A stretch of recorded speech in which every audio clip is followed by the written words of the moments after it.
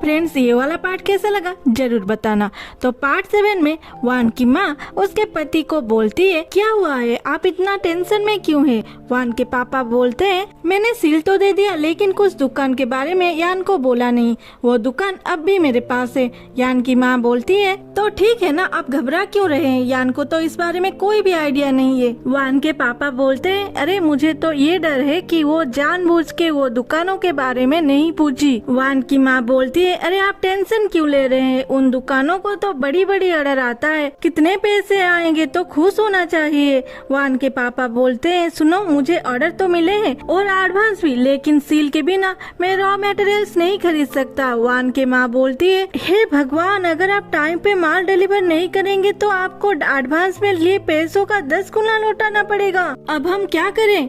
वान के पापा बोलते हैं, सुनो स्टोर में कुछ माल पड़ा है राजमहल के लिए, उसे निकाल के दे देते हैं। ठीक है, ऐसा ही करते हैं, वान की माँ बोलती है। फिर बोलती है, सुनो कुछ दिनों के बाद वान की बर्थडे है, क्या हम प्रिंस यू को बुलाएं?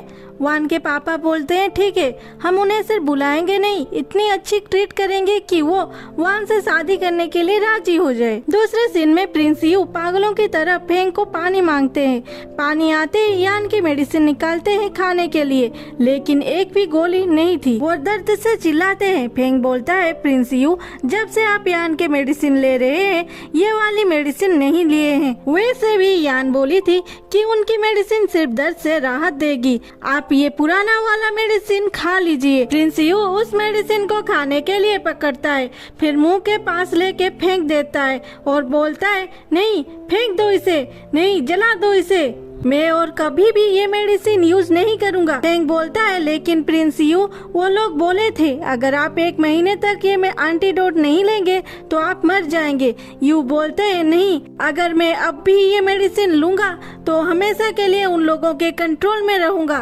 इतने में ही प्रिंस यू खून की उल्टी करना शुरू कर देते हैं और नीचे गिर जाते हैं। फेंग सीधा यान के पास जाता है। फेंग को देख के यान पूछती है, क्या हुआ, तेरे प्रिंस फिर से जहर खा लिए क्या? मुझे समझ नहीं आ रहा है मैं क्या करूं, अगर मैं उनसे शादी करूंगी तो जवानी में ही पति खो दूंगी। तभी फेंग यान के पैरों के नीचे गिर जाता है और बोलता है, यान मैम प्लीज मेरे साथ चलिए, प्रिंस को बचा लीजिए, वो मरने वाले हैं। ये सुन के यान बोलती है, फेंग जल्दी चलो, और दोनों यू के पास चलते हैं। यू बिस्तर पे दर्द से चीख रहा था। यान पूछती है, ये ऐसे कब से है?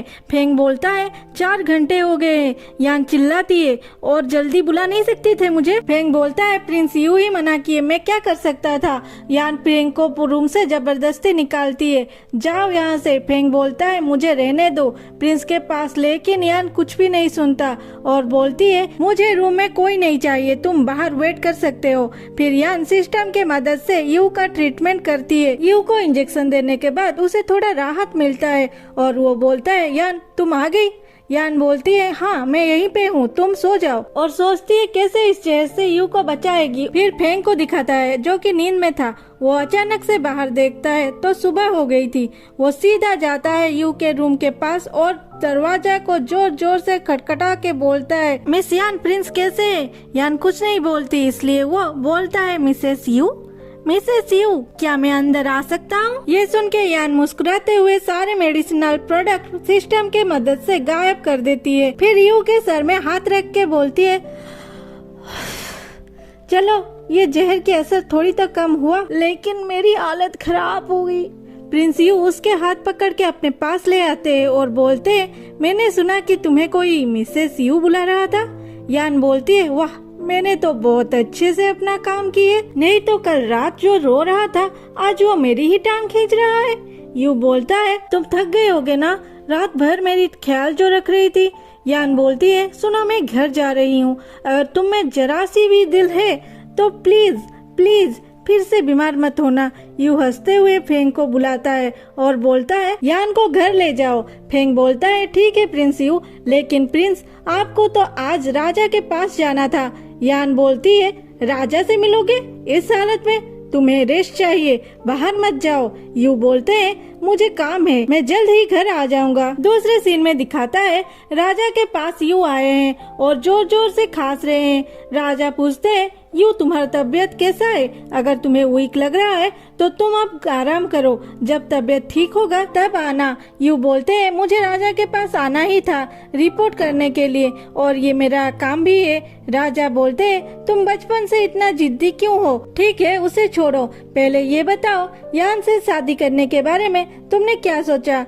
यूँ बोलते हैं प्लीज भैया इसके बारे में फिर से सोचो, मुझे अभी शादी नहीं करना है। राजा बोलते हैं यान जनरल की बेटी है, उसे मेडिसिन की भी अच्छी नॉलेज है और वो सुंदर भी है, तो तुम्हें वो पसंद क्यों नहीं है? यूँ बोलता है आपको कुछ पता नहीं है भैया, वो अच्छी लड़की नहीं है। लोग कहते हैं वो अपने बड़े पापा और बहनों को बहुत परेशान करती है। ऐसी लड़की राज परिवार में कैसे शादी कर सकती है? राजा हंसते हुए बोलते हैं मैंने इस बारे में इन्वेस्टिगेशन किया था, वो सब बकवास है, और वैसे भी तुम क्या मेरे फैसले के खिलाफ जाओगे? यूँ सीधा राजा के पैर के नीचे गिर जाता है।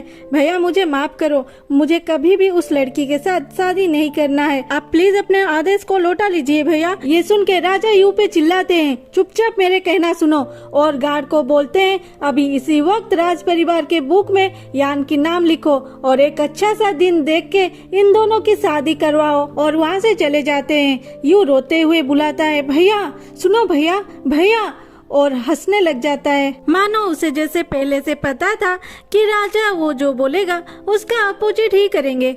आज के लिए इतना ही, चलो जल्दी से बोलो कैसा लगा आज का पाठ। मिलते हैं अगले एपिसोड में, तब तक के लिए टाटा बाय बाय।